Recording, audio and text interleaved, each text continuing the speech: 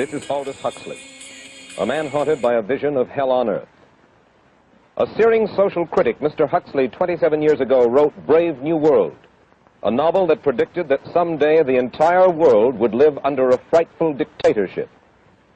Today, Mr. Huxley says that his fictional world of horror is probably just around the corner for all of us. We'll find out why in a moment.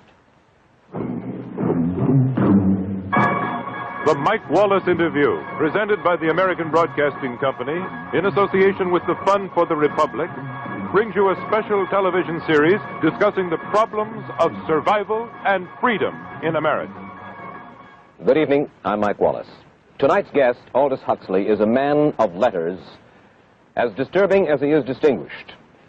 Born in England, now a resident of California, Mr. Huxley has written some of the most electric novels and social criticism of this century. He's just finished a series of essays called Enemies of Freedom, in which he outlines and defines some of the threats to our freedom in the United States. And Mr. Huxley, right off the bat, let me ask you this. As you see it, who and what are the enemies of freedom here in the United States? Well, I don't think you can say who in the United States. I don't think there are any sinister persons deliberately trying to rob people of their freedom. But I do think, first of all, that there are a number of impersonal forces which are pushing in the direction of less and less freedom. And I also think that there are a number of technological devices which anybody who wishes to use can use to accelerate this process of going away from freedom, of imposing control. Well, what are these forces and these devices, Mr. Huxley? I should say that there are two main impersonal forces. The first of them is not exceedingly important in the United States at the present time, though very important in other countries. This is the force which in general terms can be called overpopulation, the mounting pressure of population pressing upon existing resources. This, of course, is an extraordinary thing. Something is happening which has never happened in the world's history before. I mean, let's just take a simple fact that between the time of the birth of Christ and the landing of the Mayflower, the population of the Earth doubled. It rose from 250 million to probably 500 million. Today, the population of the Earth is rising at such a rate that it will double in half a century. Well, why should overpopulation work to diminish our freedoms? Well, in a number of ways. I mean, the experts in the field, like Harrison Brown, for example, pointed out that in the underdeveloped countries, actually the standard of living is at present falling, that people have less to eat and less goods per capita than they had 50 years ago. And as the position of these countries, the economic position, becomes more and more precarious, obviously the central government has to take over more and more responsibility for keeping the ship of state on an even keel. And then, of course, you're likely to get social unrest under such conditions, with again an intervention of the central government. So that I think one sees here a pattern which seems to be pushing very strongly towards a totalitarian regime. And unfortunately, as in all these underdeveloped countries, the only highly organized political party is the Communist Party, it looks rather as though they will be the heirs to this unfortunate process, that they will step into the position of power. Well, then, ironically enough, one of the greatest forces against communism in the world, the Catholic Church, according to your thesis, would seem to be pushing us directly into the hands of the communists because they are against birth control. Well, I think this strange paradox probably is true. There is it's an extraordinary situation, actually. I mean, one has to look at it, of course, from a biological point of view. The whole essence of biological life on Earth is a question of balance, and what we have done is to practice death control in a most intensive manner without balancing this with the birth control at the other end. Consequently, the birth rates remain as high as they were, and death rates have fallen substantially. All right, then, so much for the time being anyway for overpopulation. Another force that is diminishing our freedoms. Well, another force which I think is very strongly operative in this country is the force of what may be called over-organization. As technology becomes more and more complicated, it becomes necessary to have more and more elaborate organizations, more hierarchical organizations. And incidentally, the advance of technology has been accompanied by an advance in the science of organization. It's now possible to make organizations on a larger scale than was ever possible before. And so that you have more and more people living their lives out as subordinates in these hierarchical systems controlled by bureaucracies, either the bureaucracies of big business or the bureaucracies of big government. Now, the devices that you were talking about, are there specific devices or methods of communication which diminish our freedoms in addition to overpopulation and over-organization? Well, there are certainly devices which can be used in this way.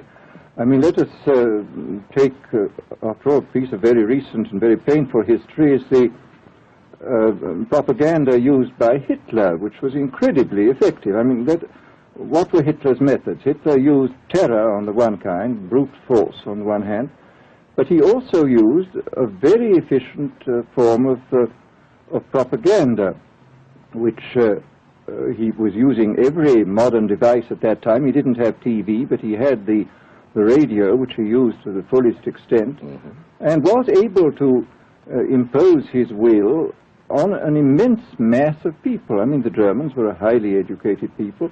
Well, we're aware of all this, but how do you equate Hitler's use of propaganda with the way that propaganda, if you will, is used, let us say, here in the United States? Are you suggesting that this is a parallel? Needless to say, it's not being used in this way now, but the point is, it seems to me, that there are methods at present available, methods superior in some respects to Hitler's method, which could be used in a bad situation. I mean, what I feel very strongly is that we mustn't be caught by surprise by our own advancing technology. This has happened again and again in history.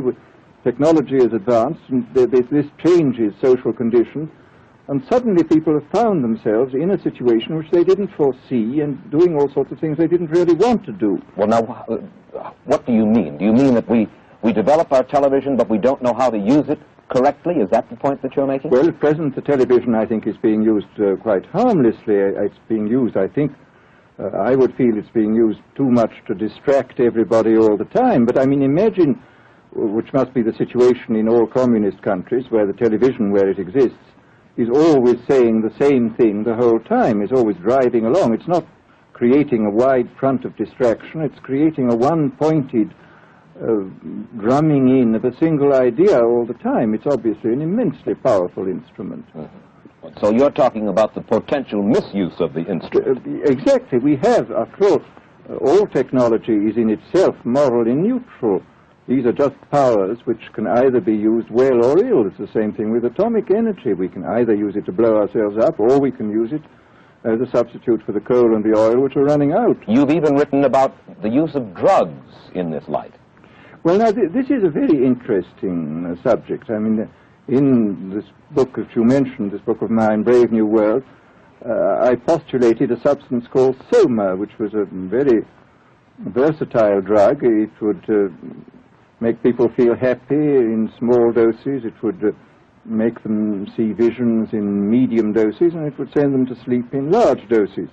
Well, I don't think such a drug exists now, nor do I think it will ever exist, but we do have drugs which will do some of these things, and I think it's quite on the cards that we may have drugs which will profoundly change our mental states without doing us any harm. I mean, this is the pharmacological revolution which has taken place, that we have now powerful mind-changing drugs which, physiologically speaking, are almost costless. I mean, they are not like opium or like cocaine, which do change the state of mind, but leave terrible results physiologically and morally. Mr. Huxley, In your new essays, you state that these various enemies of freedom are pushing us toward a real-life, brave new world, and you say that it's awaiting us just around the corner. First of all, can you detail for us what life in this brave new world which you fear so much, what life might be like? Well, to start with, I think this kind of the dictatorship of the future, I think will be very unlike the dictatorships which we've been familiar with in the immediate past. I mean, take another book prophesying the future, which was a very remarkable book, George Orwell's 1984. Well, this book was written at the height of the Stalinist regime and just after the Hitler regime. And there he foresaw a dictatorship using entirely the methods of terror, the methods of physical violence. Now, I think what is going to happen in the future is the dictators will find, as the old saying goes, that you can do everything with bayonets except sit on them. That if you want to preserve your power indefinitely, you have to get the consent of the ruled. And this they will do partly by drugs, as I foresaw in Brave New World, partly by these new techniques of propaganda.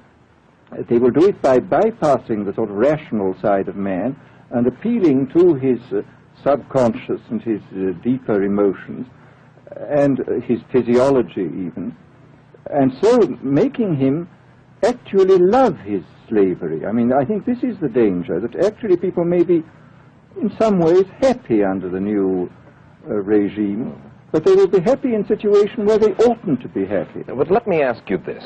You're talking about a world that could take place within the confines of a totalitarian state. Let's become more immediate, more urgent about it. We believe, anyway, that we live in democracy here in the United States. Do you believe that this brave new world that you talk about could, let's say, in the next quarter century, the next century, could come here to our shores? I think it could. I mean, that's why I feel it's so extremely important here and now to start thinking about these problems, not to let ourselves be taken by surprise by the new advances in technology. I mean, for example, in regard to the use of the drugs, we know there's enough evidence now for us to be able, on the basis of this evidence and using a certain amount of creative imagination, to foresee the kind of uses which could be made by people of bad will with these things, and to attempt to forestall this. And in the same way, I think with these other methods of propaganda, we can foresee and we can do a good deal to forestall. I mean, after all, the price of freedom is eternal vigilance.